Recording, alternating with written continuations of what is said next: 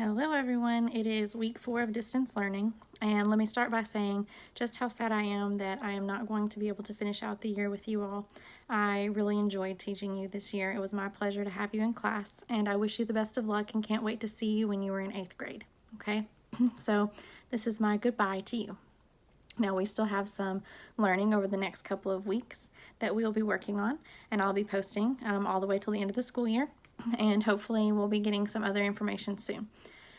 So for this week, we're going to be focusing on 3 different poems. Each day, you will focus on a poem for days 1, 2, and 3. So Monday, Tuesday, Wednesday, you'll do a poem a day. And then on day 4, you will compare the 2 of the poems, and on day 5, you'll contrast the 2 of the poems. Okay? Pretty simple. So on Monday, Tuesday, and Wednesday, you will read a poem each day. You'll read the poem first, then you will answer 3 short answer questions about the poem. They're the same 3 short answer questions for each one. Who is it about? What kind of figurative language? That kind of thing, okay? So pay attention to those similes, metaphors, to the tone of the poem, to the meaning behind it. And overall, we're really focusing in on the theme of the poems. So remember, theme is the lesson or message that we can learn from a story, or in this case, a poem. And theme applies to everyone. It is universal, not just the characters. It's something we can apply to our lives as well, okay? So you'll read the poems, you'll answer 3 short answer questions, and then you'll have 2 to 3 multiple choice questions. So basically you're reading a poem and answering about 5 to 6 questions for day 1, 2, and 3. So that's pretty good. Then on day 4 and 5, you'll have writing task, but this week it is not an essay. Day 4 is writing a paragraph that compares to the theme of 2 of the poems, and day 5, you contrast the theme of 2 of the poems. And Ms. Hodges will have a video with more information about that coming up later, okay?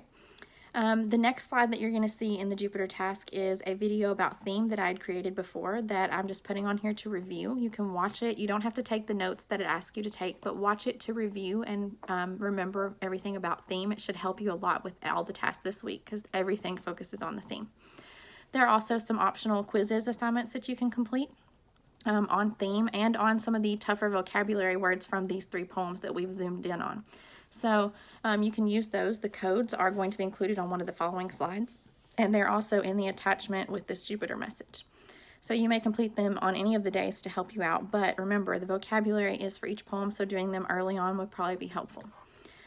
All right, so 3 poems, some questions, a couple of paragraphs. If you have any questions about anything, let me know, send me a message. I hope you're doing well. And then finally, my book recommendation. For this week, I'm recommending The Outsiders. This is what we would be doing if we were still in school right now. We would be reading The Outsiders together as a class, and I'm very sad that we're not able to do that. It's an awesome unit. It's one of my favorite things to teach. So The Outsiders is about a boy named Ponyboy, which is a very unusual name. His brothers are Daryl and Soda Pop, and those are their actual names. So they are all greasers. They are part of a gang of boys. This takes place in the 1960s, and they are known often, the greasers, as troublemakers. Ponyboy, however, is kind of a dreamer. He's quiet, he's intelligent, he's different. So he and his friends are greasers, and they often get into fights with the rival gang, the Soch, which is short for the Socials. They are rich, they have all the breaks in life, and so there's a lot of tension, and then something big happens that causes a lot of conflict. I'm not going to tell you because I don't want to give spoilers, but there's a lot of action. There is definitely violence, and it definitely has a lot going on, but The Outsiders is a great classic read. It was written by a teenage girl when she was in high school, S.E. Hinton. She was 16 when she wrote this book. So it's proof that if you have a mind to do something, you could also be a writer. So it's a good book to read. If you haven't read The Outsiders, this is a classic you would have had in 7th grade, if not for all of this. Okay? I hope you read it. If you need help with anything, let me know. I hope to see you sometime next year, and have a great week.